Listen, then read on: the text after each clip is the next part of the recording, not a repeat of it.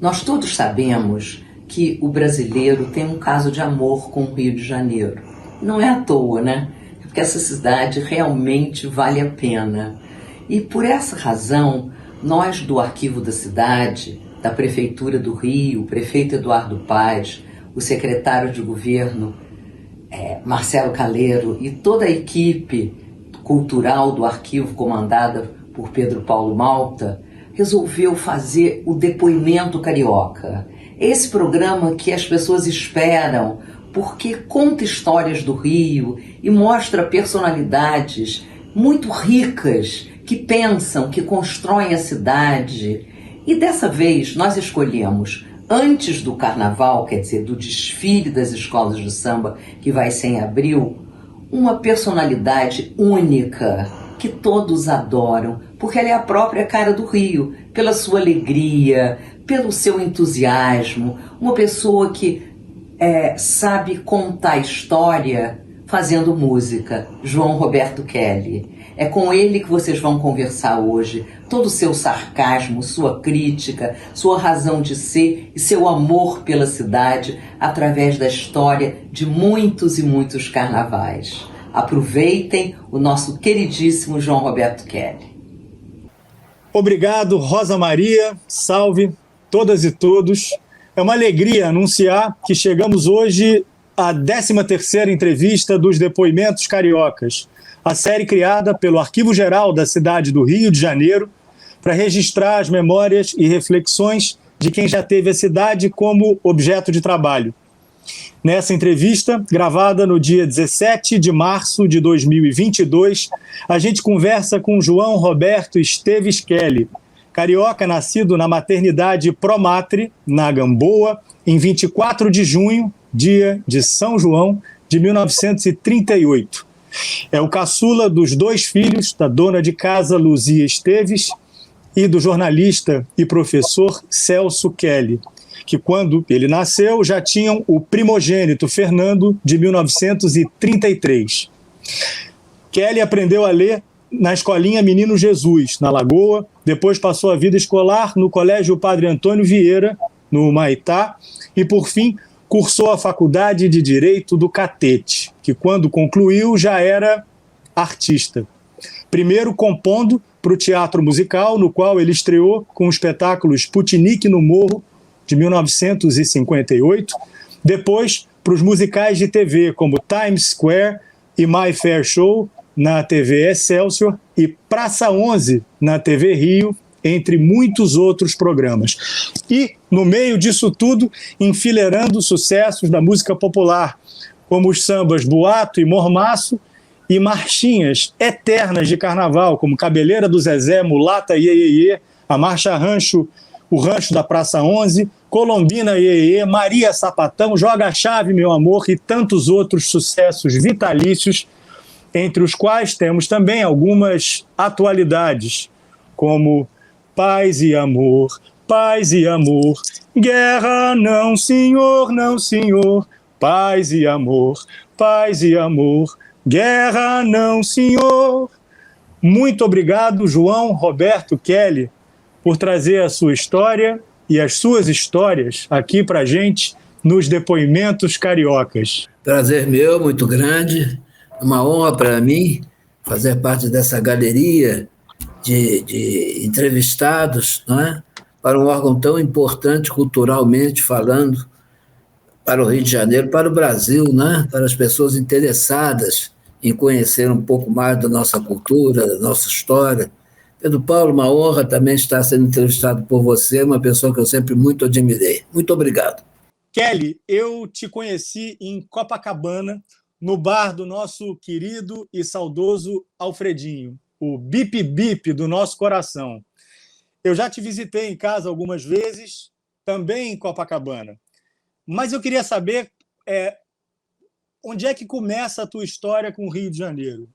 Qual é o chão do Rio de Janeiro onde você começa a ser esse carioca que você é? Exatamente, começa na Lagoa Rodrigo de Freitas, onde eu fui criança, onde minha família me levou para morar lá quando eu tinha 2 anos de idade. e na Rua Fonte da Saudade era uma rua quase deserta, né? Hoje é uma rua prédios e mais prédios e tal, mas era uma rua bucólica, né? E a minha vida começa ali, porque ali eu conheci o piano, a minha família por parte de mãe, toda ela de músicos, né? Minha avó, minha mãe, minha tia, enfim. E o meu começo de vida é a Rua Fonte da Saudade, o meu começo de música é a Rua Fonte da Saudade, o meu começo de piano é a Rua Fonte da Saudade. Antes de entrar na música, João, deixa eu te perguntar só da Lagoa. A Lagoa Rodrigo de Freitas. O Tom Jobim contava com saudade do tempo em que ele nadava na Lagoa Rodrigo de Freitas.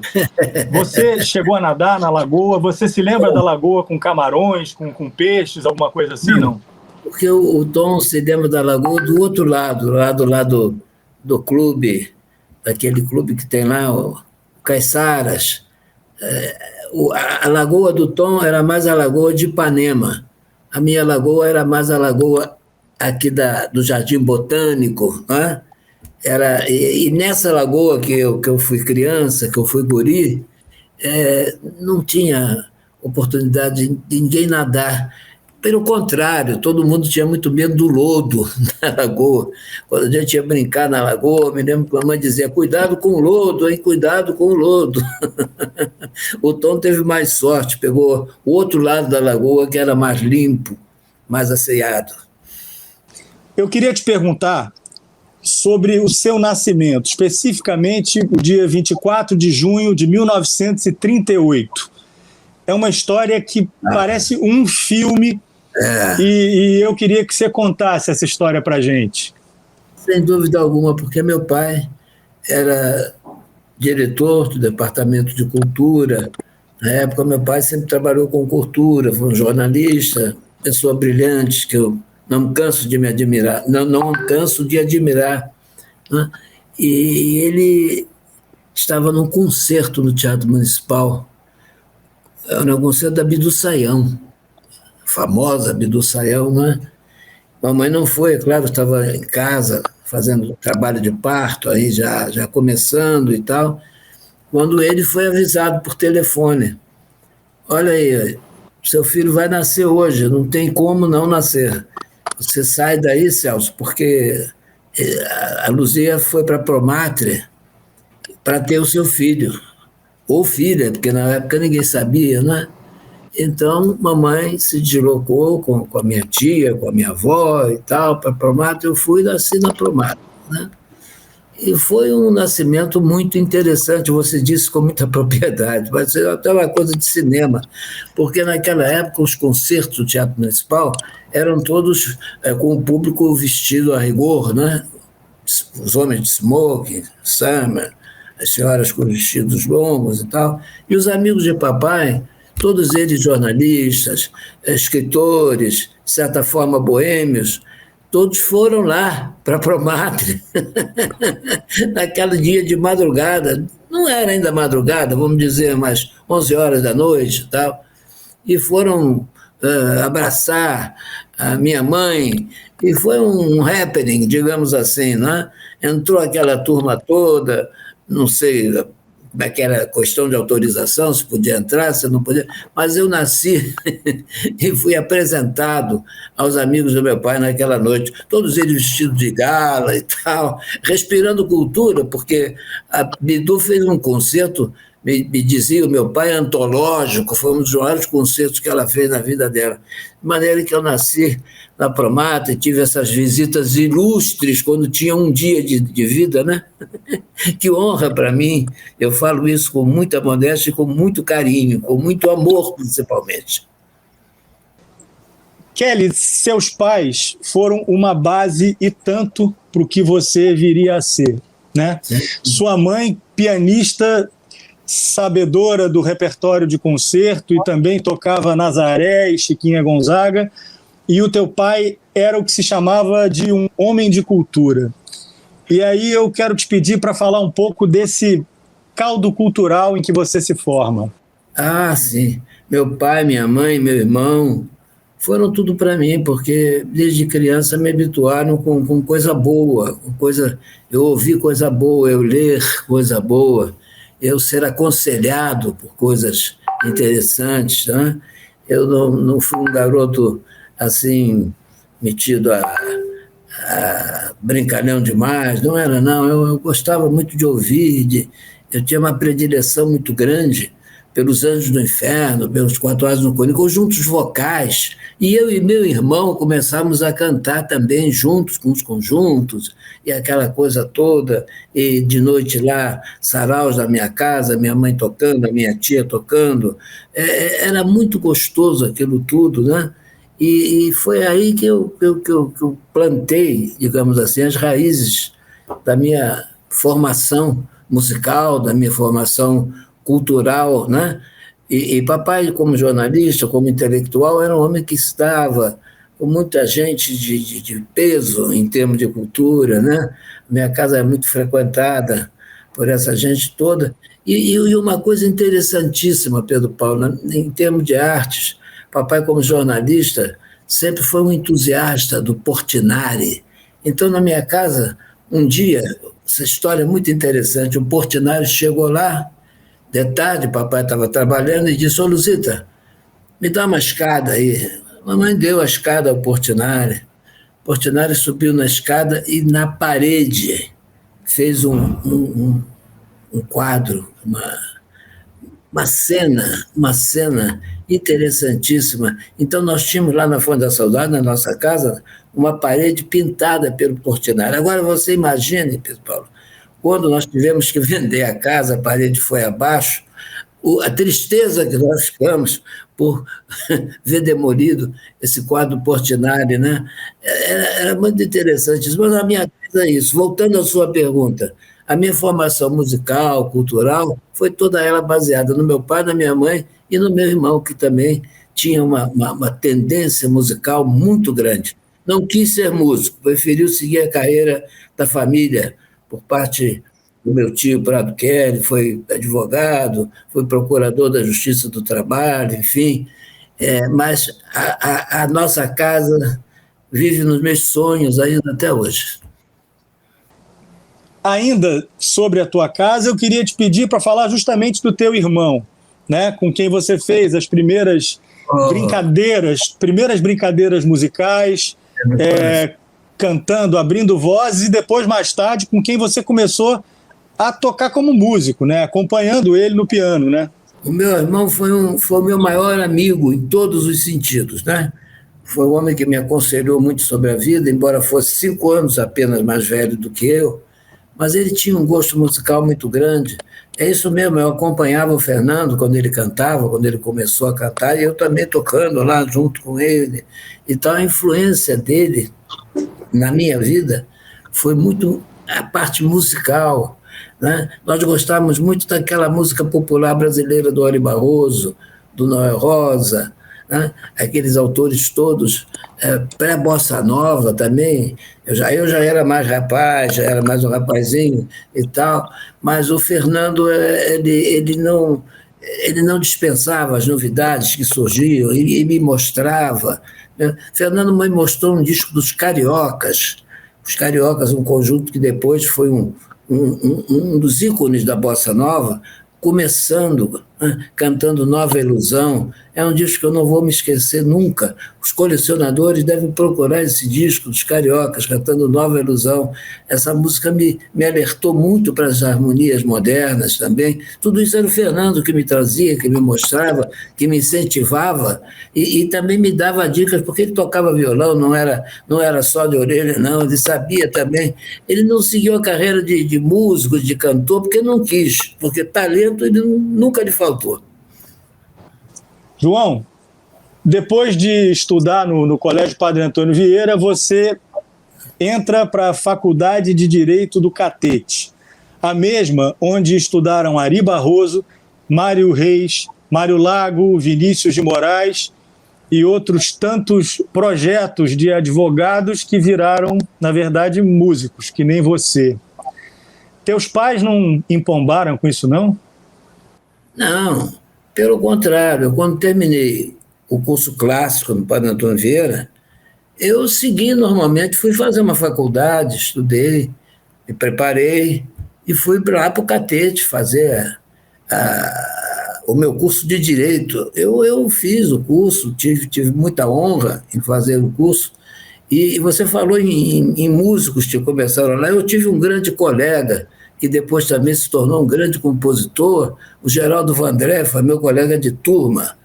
E nós, da faculdade, tínhamos um sentido de amizade muito grande, eu fiquei muito amigo de todo mundo, eu aprendi muito essa noção de grupo, tudo na faculdade, porque ali mesmo a gente já cantava, cantarolava e tal, e logo no primeiro ano da faculdade, eu tive a oportunidade de musicar peças de teatro, né? Depois eu vou contar esse caso.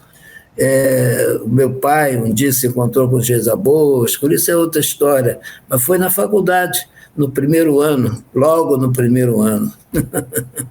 Pode contar, Kelly, manda brasa, emenda aí e conta. É o seguinte, é tranquilo, esse é o seguinte, o meu pai tinha toda segunda-feira na ABI um almoço chamado Almoço dos Peregrinos, era em torno de um intelectual, Peregrino Júnior, né?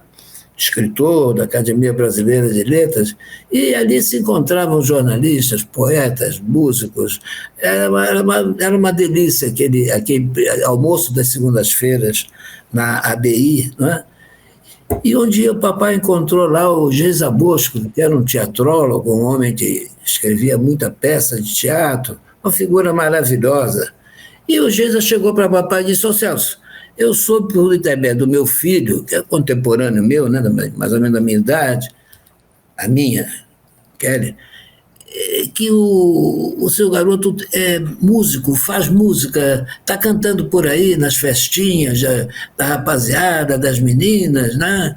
Tem namorada, canta e tal." Papai disse: ele gosta, ele toca, ele tem músicas, ele é inspirado, sim.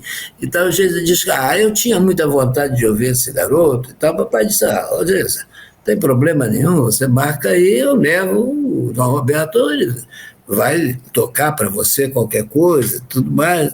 O Jesus marcou. Então, o que aconteceu? Lá fomos ao Teatrinho Jardel. Quem? Eu, o meu irmão, sempre comigo, né? Um primo que eu tinha chamado Cizinho, tocava bateria, e fomos lá, fomos para o teatro. Eu tinha ido a um jogo, até isso é interessante, eu tinha ido a um jogo de futebol com o Fernando, e levei meu caderninho com as minhas letras, com as minhas músicas e tal. O jogo acabou mais ou menos 6 horas, o Geisa marcou às 7. Nós estávamos lá, papai, como eu disse, esperando na porta, nós subimos e tal, e fui mostrar minhas músicas para o Geisa. Quando eu comecei a mostrar, o Geisa gostou muito, sabe? Gostou das minhas músicas, das minhas letras, satíricas algumas, outras românticas e tudo mais. E foi uma tarde-noite, a tarde-noite não, já era noite, inesquecível na minha vida, porque o Geisa disse o seguinte para mim, eu quase caí do piano, né? Eu estava tocando e cantando. Ele disse assim para mim: olha aqui, garoto, a minha próxima revista vai ser baseada nessas músicas aí que você está me mostrando. Eu nem quase acreditei, mas disse: poxa, que honra, que prazer para mim, doutor Geisa. Ele disse: não, você o que você faz? Eu disse: eu estudo Direito, estou no primeiro ano. Ele disse: vai coincidir, porque minhas músicas, eu vou precisar das suas músicas em dezembro. Você já deve ter terminado as provas. Eu disse: terminei. O negócio parece que foi feito sob medida, sabe? E eu disse a ele: quando eu terminar as provas, então eu posso me procurar. Ele disse: não, o senhor tem obrigação de me procurar. Eu deixei meu caderninho com ele, sabe? Com as músicas, com as letras, com aquela coisa toda que ele tinha ouvido. E quando eu cheguei em dezembro, a revista estava quase pronta, já com as minhas músicas colocadas nos lugares e tal. E uma coisa, eu não gosto de sonho, né? E eu comecei a frequentar o teatro e participar, e já estava em fase de ensaios na revista, né? A revista era baseada numa marchinha que eu tinha feito na ocasião, chamada Sputnik no Morro. Foi no tempo do Sputnik, eu sempre cronista, já fazendo as minhas coisinhas, tal. E ele fez lá o Sputnik no Morro, uma peça. e com a Heroína, com o Rui Cavalcante, sim, e com um grupo do Russo do Pandeiro, que me deu a honra de cantar e tocar também alguns sambas meus. Foi uma coisa muito bonita, aquela coisa que começou eu mostrando minhas músicas para o Geisa e continuou com a peça Sputnik no Morro, que só me deu prazer, só me deu alegria. Você, nessa época, você já tinha entendido, então, que era possível fazer crônica na forma de música popular e especialmente marchinha, né? Porque Sputnik já é uma crônica de um acontecimento da época, né? Eu já vi que já era possível, sim, e tal. Eu sempre fiz músicas românticas, né? Porque eu era um garoto romântico também, né? Tinha minhas namoradas, mas o que eu gostava muito era não só marchinhas, como sambas, né? O samba do Teleco-Teco, o Consolo de Otário. Eu sempre gostei muito de fazer coisas mexendo um pouco os costumes, mexendo um pouco com os acontecimentos, vamos dizer assim, vamos usar um termo da época, glosando esses fatos e suas consequências, né? Agora a gente vai para a primeira pergunta de um convidado, né? E esse convidado que mandou uma pergunta aqui para contribuir com a nossa entrevista é um amigo nosso, o querido escritor e jornalista Sérgio Cabral. Alô, grande Roberto Kelly. Uma curiosidade. Quem é seu maior herói na música popular, nas marchinhas principalmente? Braguinha, Lamartine Babo ou Haroldo Lobo?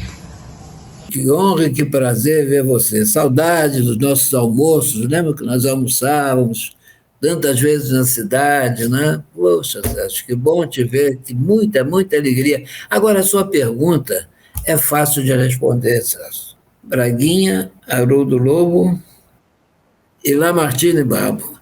Muito fácil de responder. Sérgio, me desculpe, mas são os três. A minha resposta, eu não posso escolher um entre três gênios, né? Eu tenho verdadeira admiração por todos eles, são pessoas que influenciaram na minha vida completamente, e eu tenho muita honra quando me incluem entre eles como compositor de marchinhas de carnaval.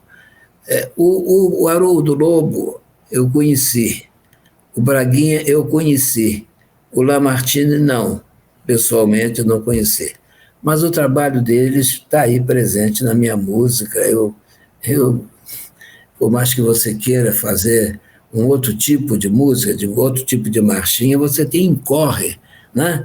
Naquela fórmula, né? Onde eles foram os maiores mestres que a música popular teve nesse gênero.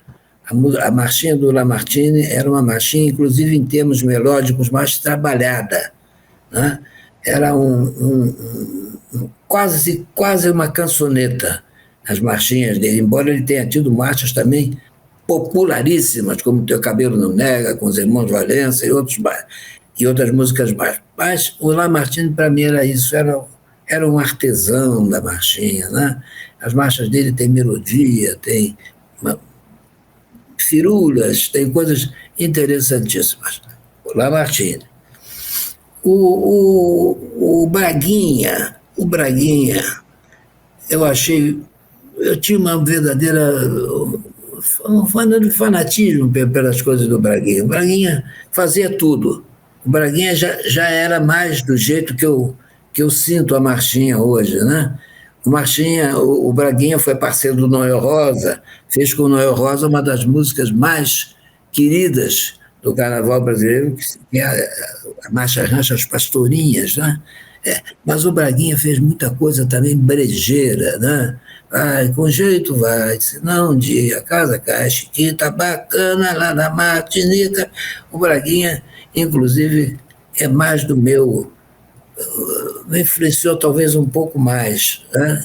Braguinha, maravilhoso. E o Haroldo Lobo, o Haroldo Lobo, eu tenho uma história para contar do Haroldo Lobo muito engraçada. Engraçada não, muito querida, que tá gravada no meu coração. Um dia eu estava na cidade, na rua Buenos Aires, onde ficava a Esbacen. A Esbacen era uma sociedade arrecadadora de direitos autorais que existe até hoje, muito tradicional e muito respeitada. Então, eu entrei na Esbacen para fazer, eu não sei o que, era para me encontrar com alguém. Primeira vez que eu entrava na Esbacen, eu era muito novo e tal, e me deparei com aquele homem alto, grande, alto, ele me deu um abraço e disse assim para mim: olha aqui, garoto, você ganhou esse ano de nós todos, hein? Eu disse: que ganhei o quê? Ele disse: não, você ganhou, você fez a música aí, que vai ganhar o carnaval, e nós todos aí também somos autores de fazermos carnaval e tal. E eu disse: puxa, eu não sei, eu não sabia quem era ele, né? Eu arrisquei perguntar: me perdoa, mas o senhor é jornalista? Ele disse: eu sou o Haroldo Lobo. Eu digo: desculpe, o senhor é um monstro, é um deus das marchinhas, né? Você ganhou de nós todos com essa cabeleira do Zezé que você fez aí, com o Roberto Faisal, e que o Jorge Goulart gravou. Eu disse: mas que honra ouvir isso da sua parte, né? Realmente a cabeleira do Zezé estava estourando, estava todo mundo cantando a cabeleira do Zezé, e então eu recebi esse incentivo maravilhoso do Haroldo Lobo, né? E o Haroldo também, um autor de marchas que, poxa, não precisa nem dizer quais são, todo mundo sabe, só o Alalaô, né? Notável, notável. O Índio que apito, que coisa, que sátira engraçada, nasceu de uma piada, de uma anedota, né? Então, é isso aí. Kelly, a gente está mais ou menos aqui na cronologia da nossa conversa, no fim da década de 50, né? É a época do seu primeiro sucesso, que, aliás, não é uma música de carnaval, é o Boato, né? Um sucesso nacional que saiu em algumas gravações ali por 58, 59, quando você está exatamente metido no teatro. E aí eu queria te perguntar, Boato foi feito para teatro ou não? Não, não foi não. Boato foi uma música composta, inspiração, tranquilamente. O Boato é um samba de teleco-teco e romântico ao mesmo tempo. Foi a primeira grande criação da Elza Soares, né? A Elza Soares tinha aparecido naquela época cantando Se Acaso Você Chegasse. E aí fizeram um long play com a Elza Soares e colocaram o Boato. O Boato foi o grande sucesso daquele LP, né? E eu fiquei muito contente, porque eu não conhecia a Elza Soares. Eu conheci a Elza Soares depois dela gravar o Boato. De maneira que eu fiquei muito feliz e mantive uma amizade com ela muito grande até o final da vida dela, com muito respeito, com muita honra de ter sido amigo dela. Eu queria te perguntar agora sobre a televisão, Kelly. Como é que você entra na televisão? Como é que você começa enfim, virar um homem de TV, que você vai ser também um pouco mais à frente, né? Como é que você entra? Como é que é esse ingresso aí nessa história? Eu tocava por aí na noite e tal, mostrando minhas músicas e tal, e o Boato já era um grande sucesso e tudo mais. Quando o Haroldo Eiras, que era um produtor famoso de televisão, tinha trabalhado na Noite de Galo e tal, criou um programinha de entrevista, de papo, de música, de chamando cantores para cantar e tal. Programa bom, se chamava O Encontro da Música. Ele disse: Kelly, vem tocar piano comigo lá, você fazer uns números, acompanhar os cantores. Eu digo: vou sim. Era na TV Continental, ali nas Laranjeiras. E eu passei um ano, 2 ali com o Haroldo, fazendo aquelas coisas. Foi muito bom, que me deu muita prática de tocar em público, acompanhar em qualquer tom, essa coisa toda, né? Quando eu conheci uma figura inesquecível na minha vida, que foi o Luiz Reis. O Luiz Reis me conheceu numa entrevista que nós estávamos dando na Rádio Jornal do Brasil, justamente sobre o Boato, e ele tinha um grande sucesso também, que era a palhaçada, aquele cara de palhaço, pinta de palhaço, né? Do Haroldo Barbosa e do Luiz Reis. Muito bem. E aí ficamos amigos e tal. E quem me levou para a televisão maior, quer dizer, com vistas a fazer uma carreira de televisão, foi o Luiz. Ele me levou para a TV Excelsior. Ele disse, olha, Kelly, o Miguel Gustavo, outro grande compositor, é o diretor artístico da TV Celso. E ele está querendo contratar compositores para fazer vinhetas, para musicar, enfim, a TV Celso. Vamos? Eu digo, claro, Luiz, vamos sim. Então, o Luiz me levou para a TV Celso. A sede da Celso ficava na Avenida Venezuela, onde era a Rádio Tupi. Eles compraram a parte de baixo e a sede da Celso era ali. Fomos para lá, cheguei lá, o Luiz me apresentou ao grande parceiro dele, o Haroldo Barbosa, e depois eu viria a musicar quadros do Haroldo Barbosa na TV Celso. E depois fomos para a sala do Miguel Gustavo, que nos contratou, mas assim de cara, imediatamente. Já nos conhecia, né, de música, nosso colega também, ele tinha grandes músicas, né? Era fã da Emilinha, quem é que não conhece isso do Miguel, né? E outras tantas músicas, aquelas músicas de Society e tudo mais. O Miguel disse, não, para mim é uma honra, e nós saímos dali contratados. E aí começa a minha carreira, propriamente dita na televisão, né? A televisão Excelsior, que estava sendo lançada, estava sendo começando a sua carreira aqui no Rio de Janeiro, porque era uma TV gaúcha, né? Era ligada à TV gaúcha de Porto Alegre.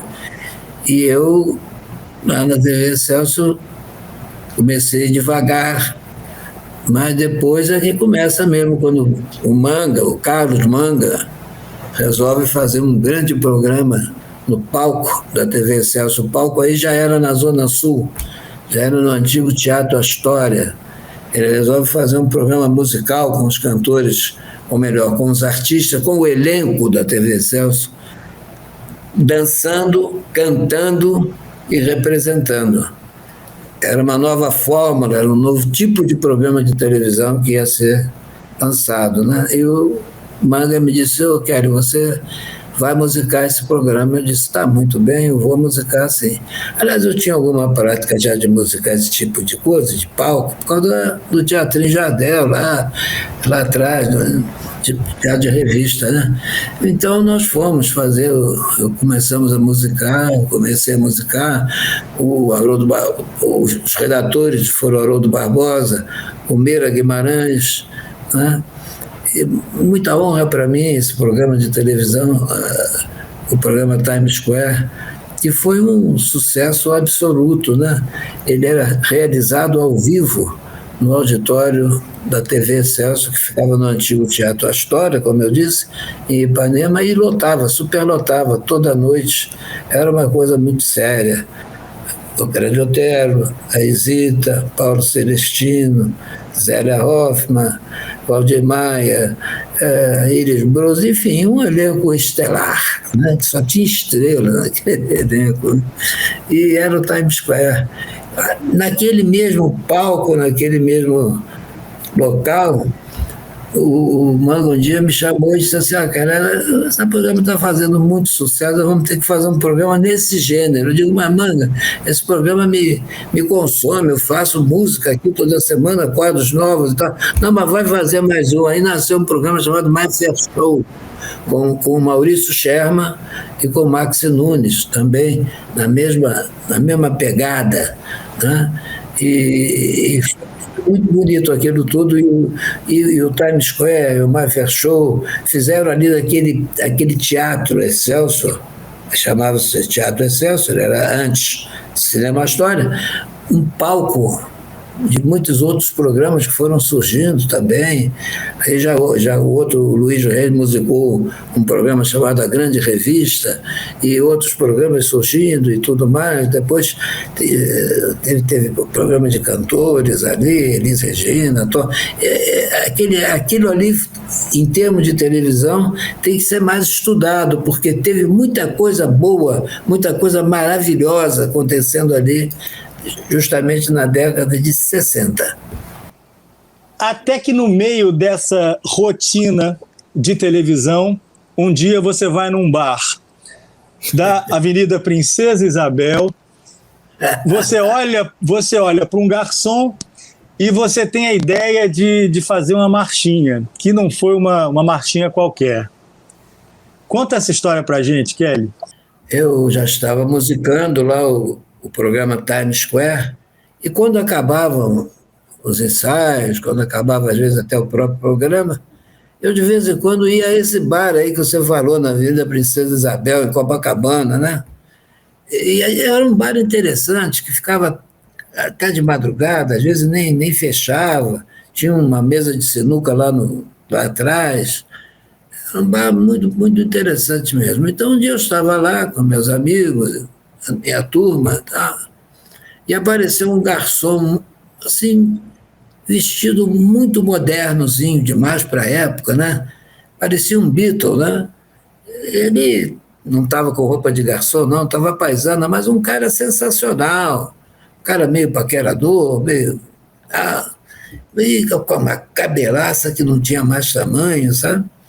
Era o início, né, da influência dos Beatles, a influência das novas mídias que estavam acontecendo, mostrando os Beatles, mostrando esses conjuntos novos, Rolling Stones, outros mais, e influenciando na moda, na maneira de vestir, na maneira de ser da juventude, né?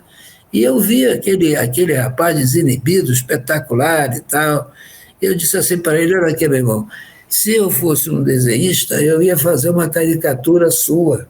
Mas como eu não sou, eu sou compositor, sou músico, eu vou fazer uma coisa que eu sei fazer, uma música para você. Aí ele mesmo eu comecei: olha a cabeleira do Zezé, será que ele é? Será que ele é? Aí depois eu mostrei essa música ao Roberto Faisal. O Roberto fez também, colaborou, mudou alguma coisa, fez aqui, fez ali. E a cabeleira do Zezé, a história dela é isso aí. Ela é uma brincadeira que nós fizemos com esse garçom, que estava iniciando, né, na noite, a nova moda dos Beatles e tal, mas era um cara sensacional, brincalhão. Eu fiz um programa na TV, muitos anos mais tarde, entrevistado pela Glória Maria, que ele apareceu, o José Antônio, que era o Zezé, um camarada espetacular, paquerador, cheio de histórias, cheio de conversa fiada, mas a cabeleira é uma sátira justamente as novas modas, né? A nova maneira de ser da juventude, né? Aqueles cabelos grandes, aquelas calças mais justas e tal, e coisa. Tá aí a cabeleira. Foi isso mesmo que você contou aí. E o nome do bar se chama Bar São Jorge.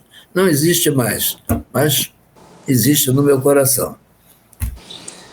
Kelly, essa história também tem um complemento que é o seguinte: de repente o povo começa a colocar uns cacos na música, e você já me falou uma vez do que você acha desses cacos, né?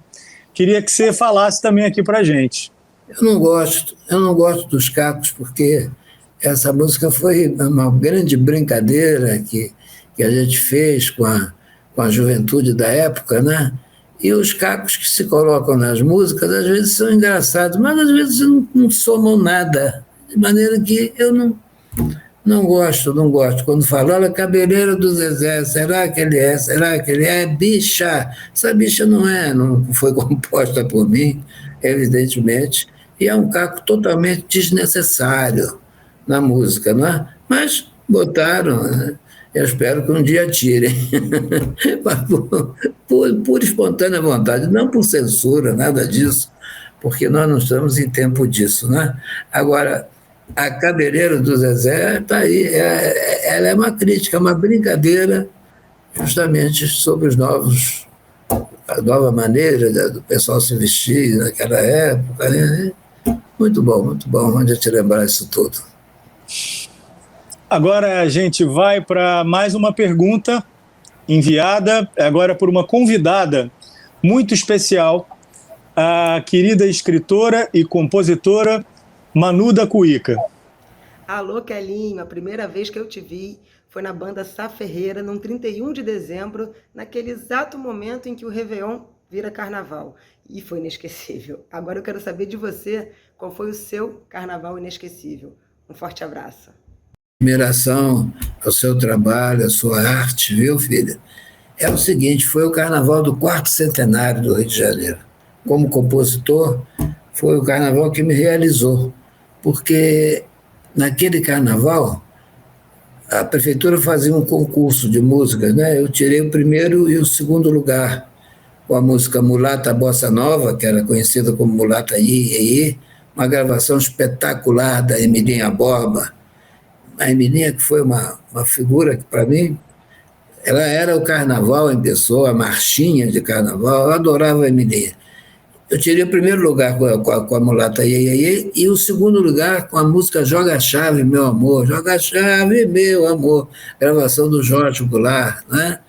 E a prefeitura instituiu o prêmio da música mais bonita do ano, daquele carnaval. E qual foi a música? Foi o Rancho da Praça 11, uma música minha de parceria com o Chico Anísio. Fiquei muito contente e foi o carnaval da minha vida, porque foi o carnaval que eu ia, por exemplo, num baile, me lembro do baile do Teatro Municipal, que eu fui ao baile com o grupo todo da TV Excelsior, que Manga me incluiu lá no grupo, eu que não tinha nada, não era entrevistador, não era nada, mas fui lá e tal, e aconteceu que elas tocavam, acabava uma, entrava outra, acabava outra, muito bom. Foi um carnaval inesquecível na minha vida. Eu digo isso com muita simplicidade, com muito carinho e com muita gratidão pelo público ter aceito tão bem essas músicas. Isso foi o maior incentivo que eu tive na minha vida, foi esse carnaval. Então, o carnaval do 4º centenário foi o maior carnaval da minha vida, não podia deixar de ser. Kelly, chegando mais para as atualidades, o Chico Buarque disse recentemente que ele não canta mais com açúcar com afeto, por entender que aquela personagem sofredora que espera o marido em casa não faz mais sentido nos dias de hoje. No caso das marchinhas, não só as tuas, mas marchinhas em geral, tem assuntos que também ganharam um olhar bem diferente, né, se comparados com a época em que foram feitos, por exemplo, como Lamartine Babo, com O Teu Cabelo Não Nega. E aí eu queria saber o que você pensa sobre isso. Qual a tua opinião sobre essa atualização no olhar sobre composições antigas que foram feitas lá atrás? Eu não sou favorável a nada disso aí. Essas coisas de retroceder no tempo para estudar como é que o teu cabelo não nega. Eu acho que nada disso, porque arte é uma coisa eterna. Se fosse assim, você tinha que censurar aqueles nus que tem na Itália, aquelas figuras todas, né? Com os membros de fora. Que é isso, minha gente? Vamos parar de ver problema onde não existe, né?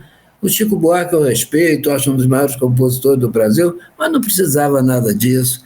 Eu acho que a música é eterna, ela é feita com o melhor sentido possível. Então, essa coisa de ficar procurando um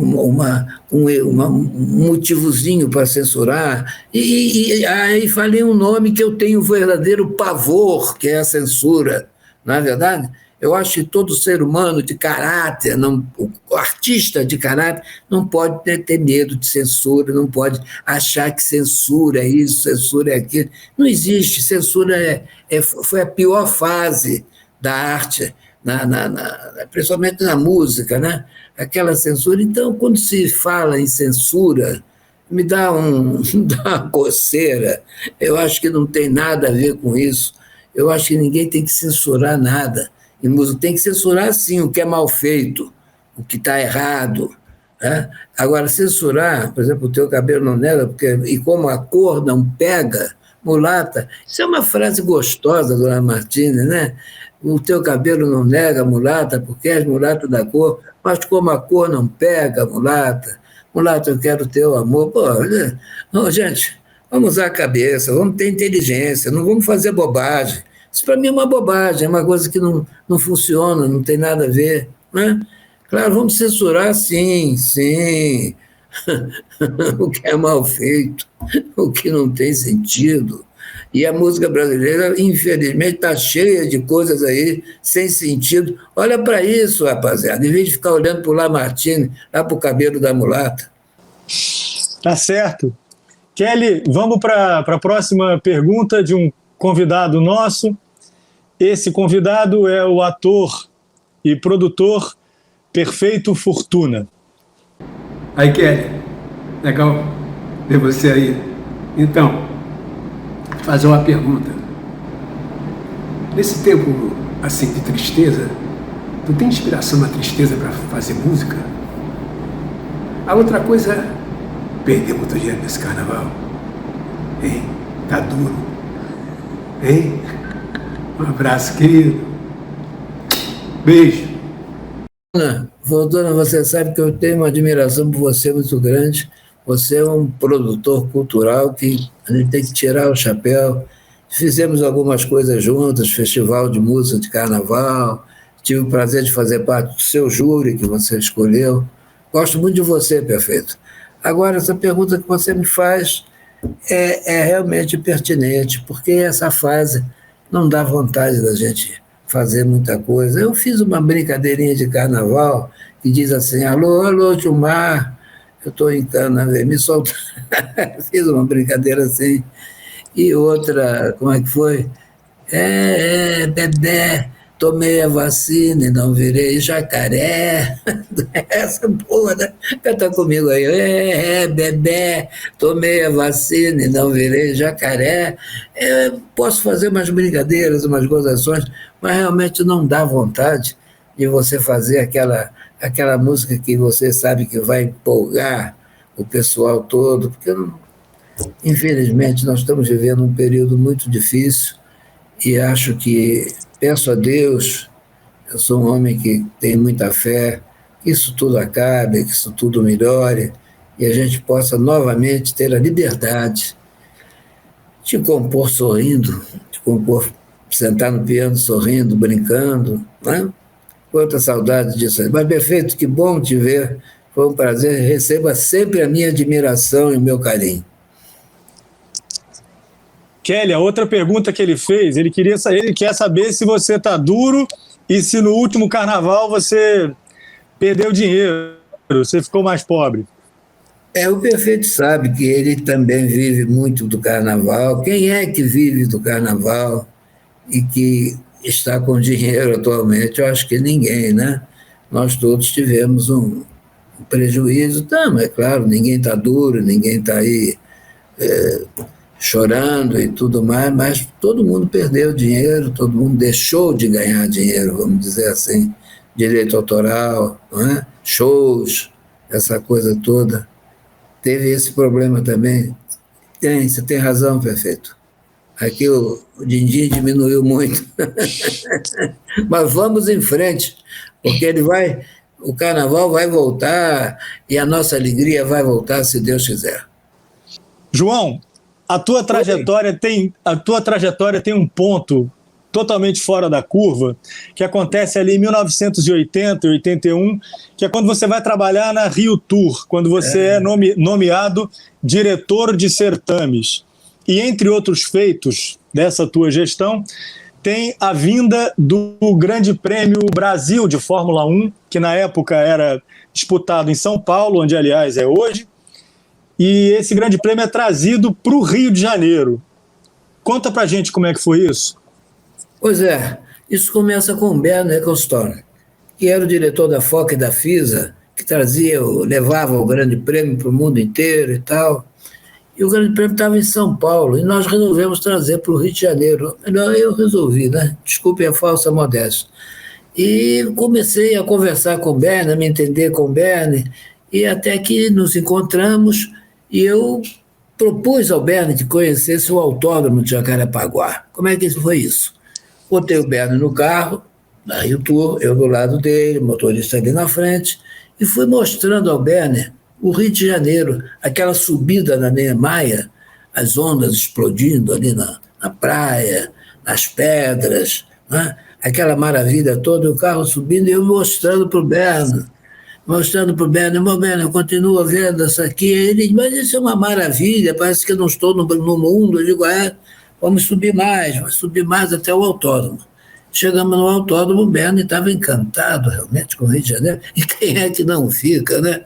E chegou lá, ele viu o autódromo, ficou já meio sem graça, porque o autódromo estava muito ruim, estava numa situação, paredes maltratadas, arquibancada mal cuidada e tudo mais, mas de qualquer maneira o Bernie continuou a conversar comigo, almoçamos, tivemos um almoço muito formal, e tratando sobre o assunto, falando inglês com ele comigo, até que de noite eu fiz um convite para ele, eu fiz um convite para aquela noite, para ele ir comigo ao Oba-Oba, para ele ver um show também de samba e tal, do Sargentelli, né, nosso querido Sargentelli.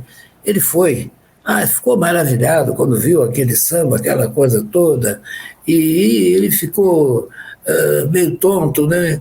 E Tommy Bernie comigo, e eu com Bernie.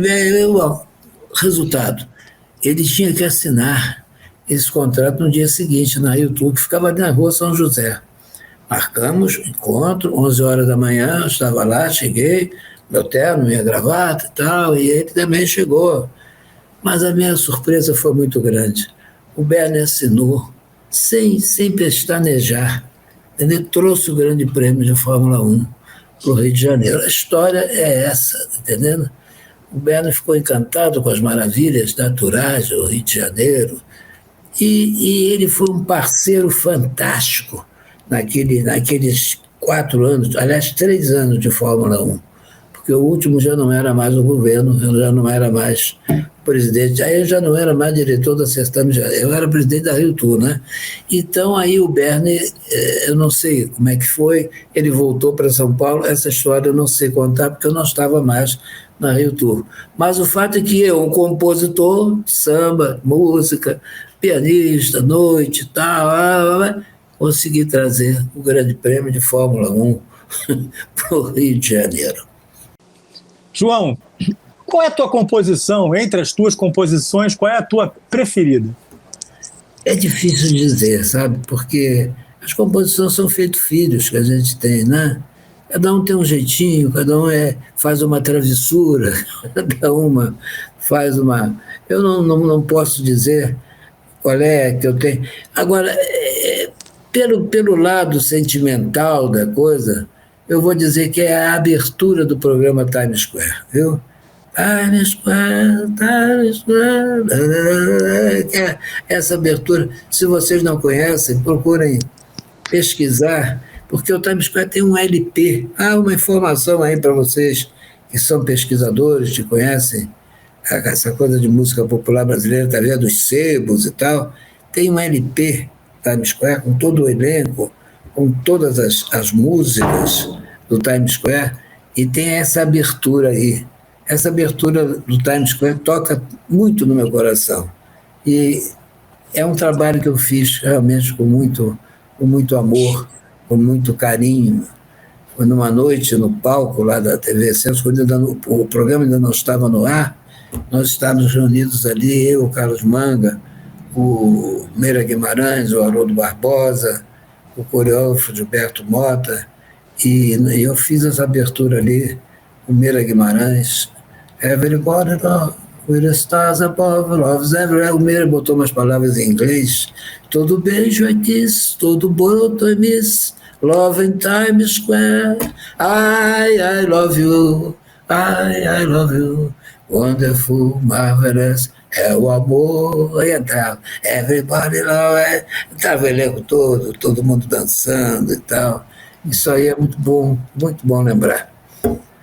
Você perguntou qual é a minha favorita, eu diria que é a que mexe comigo, realmente, quando eu me lembro. Kelly, a gente vai se encaminhando já para a última curva da nossa conversa e a gente tem algumas perguntas ligeiras que a gente faz para todos os nossos entrevistados. A primeira delas que eu vou te perguntar, eu vou te pedir para você citar um grande carioca ou uma grande carioca. Isso é importantíssimo. Uma grande carioca, a Elza Soares. A Elza Soares, que gravou o Boato, que era uma amiga do meu coração, gravou Gamação, gravou essa música que está na novela aí, nessa série, minissérie, A Elza e o Garrincha, a abertura, o tema é meu, é de minha autoria. É meu com Davi Nácia.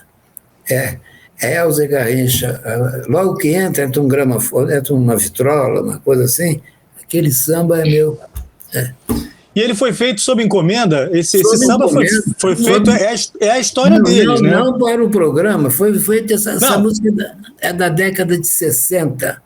Um dia o Davi Nácia me telefonou, disse, eu quero vir aqui na minha casa, estou com ideia de fazer uma coisa para essa confusão toda que está se passando com a Elza Soares e com o Garrincha, vamos fazer uma coisa defendendo a Elza e tal. Eu disse, poxa, mas com o maior prazer, eu já era muito amigo da Elza, porque ela tinha gravado o Boato e tal, e o Gamação, e fui lá e fizemos, e é essa música que está aí e tal.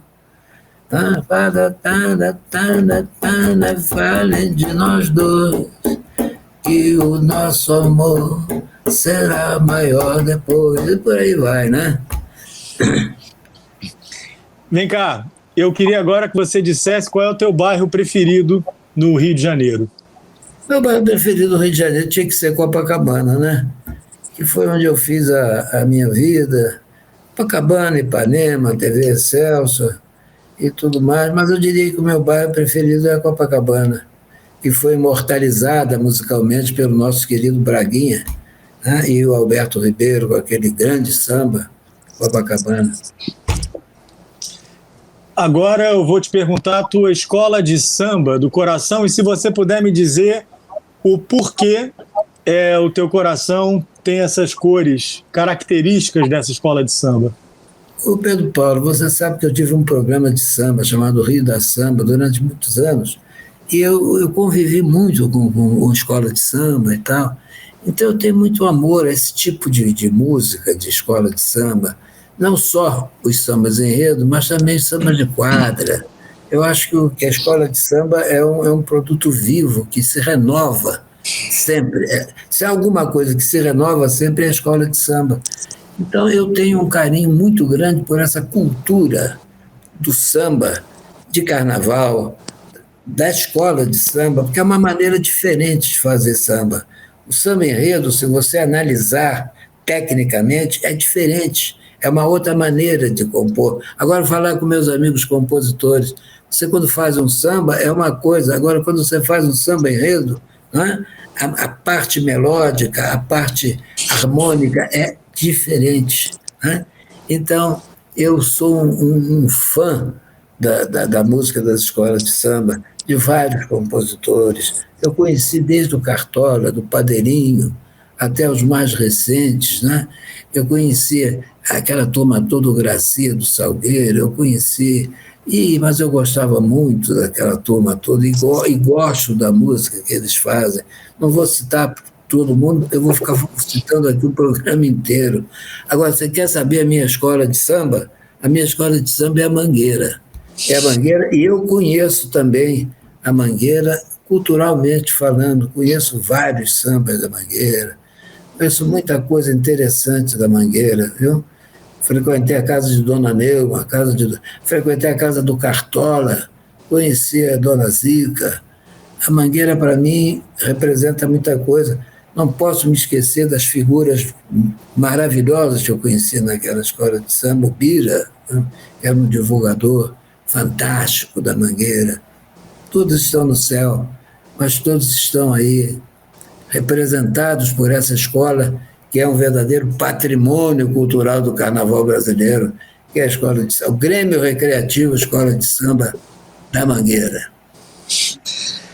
Kelly, a propósito de patrimônio cultural, fala aí qual é o teu time e conta um pouco da tua história com o teu time de coração. Time de futebol? O meu time de futebol é o Fluminense. Eu, desde garotinho, que eu tenho muito carinho pelo Fluminense. Olha, era para eu ser Flamengo, porque eu morando na Lagoa, eu às vezes de manhã, quando eu tinha meus 10, 12 anos, eu pegava a minha bicicleta, fazia o contorno ali da Lagoa e saía lá no campo do Flamengo. Eu assisti muito o treino do Flamengo, conheci o Fleitas Solis, que era um grande treinador do Flamengo, tá? Era, era até para eu ser, mas eu já era tricolor. Eu fazia aquilo tudo, mas já com meu coração, né? Com as três cores, vermelha, verde e branca. Né? Essa coisa de amor aos clubes de futebol, a clube de futebol, nasce com a gente não tem motivo. Pela minha característica, morando na Lagoa, pertinho do estádio do Flamengo, lá da Orla da Lagoa, onde eu morava, ali perto, você via aquela arquibancada do Flamengo enorme. Agora você não vê mais, que tem uma porção de prédios em volta, né? Mas você via. E eu ia lá do Flamengo. Por isso que eu gosto muito do Flamengo também. Mas o meu time, mesmo que eu torço, é o Fluminense. Tem também uma relação com teu pai, com teu irmão também, que passa por aí também, o teu coração tricolor, né? Não, não acho, não. Minha família era fluminense, todos torciam pelo Fluminense. Meu pai fazia uma brincadeira, porque meu pai é de Niterói, né? Ele é niteroiense, sempre teve muito amor pela terra dele, né? E papai era brincadeira, gostava de brincar, e dizia: Celso, qual é o seu time de futebol? E papai era fluminense, mas ele dizia: eu sou Canto do Rio. Por que Canto do Rio? Porque é de Niterói. E o Canto do Rio realmente foi um time um clube, né? Que teve momentos muito bons. Hein? Nunca foi campeão, nunca foi nada, mas ele participou de muitos campeonatos, né? Muitos jogos e tal. Olha, quando eu fui lá no Geisa Bosco, pela primeira vez com o Fernando, nós tínhamos ido a um jogo antes, né? Eu te falei que nós fomos a um jogo. Qual era o jogo de futebol? Era Fluminense e Canto do Rio, no campo do Fluminense. Maravilha. Por fim, Marlene ou Emilinha? As duas. Se pudesse ter outra no gênero, as 3, as 4. Porque Marlene... Sai do muro, Kelly. Não, sai do muro, sim. A Emilinha Borba, vou só dizer a você, foi uma das maiores amigas que eu tive na minha vida, a Emilinha Borba. Eu estou te respondendo de outra forma. A Emilinha era depois que ela gravou a Mulata Iê, Mulata Bossa Nova, nós ficamos amigos, mais amigos mesmo. Eu era amigo do marido dela, do Arthurzinho, entendeu? Eu frequentava a casa dela. Quando o Arthur morreu, eu lamentei muito e tal. A nossa amizade foi uma amizade muito profunda, na música e mesmo fora da música, porque éramos amigos, trocávamos impressões sobre a vida, sobre a coisa. A Emilinha Borba, você falou Emilinha ou Marlene? Eu não preciso responder a você mais, né? Eu imaginei, eu sabia que você ia ter que dar essa explicação. Eu sei que é uma questão espinhosa, que não é uma questão elementar. E aí eu quis... É muito fácil você dizer assim, Emilinha ou Marlene? Emilinha, mas eu tenho minhas razões. Você é parte interessada, você não é isento nessa escolha. Não, de jeito nenhum, não posso ser. A Emilinha, aquela doçura da Emilinha não me permite isso, né? Isso aí. Bom, queria agradecer, antes de mais nada, ao prefeito Eduardo Paes, ao secretário de Governo e Integridade Pública, Marcelo Calero, a toda a equipe do Arquivo Geral da cidade, em especial a presidente Rosa Maria Araújo e os meus colegas de coordenação de promoção cultural, Pedro Paulo Júnior, a quem eu agradeço pelos trabalhos técnicos nessa gravação, e o Bruno Fontes, pela produção em loco. Kelly, muito obrigado pela conversa com a gente, por esse tempo e pelas suas histórias compartilhadas aqui com a gente e com o pessoal que acompanha os depoimentos cariocas. Não tem nada que agradecer. É prazer para mim, é uma honra para mim estar aqui com vocês, viu? Fazer parte dessa galeria de entrevistados e desejar tudo de bom à turma que vem agora aí, não é? A música popular brasileira que vai ter que seguir e vai seguir muito bem. Só tenho a desejar tudo de bom a todos os que virão, não é? Pedro Paulo Malta, muito obrigado por eu ter sido lembrado, mais uma vez, para contar minha vida, minhas histórias, e espero que vocês tenham absorvido qualquer coisa assim, que tudo que eu falei veio do meu coração. Muito obrigado a todos.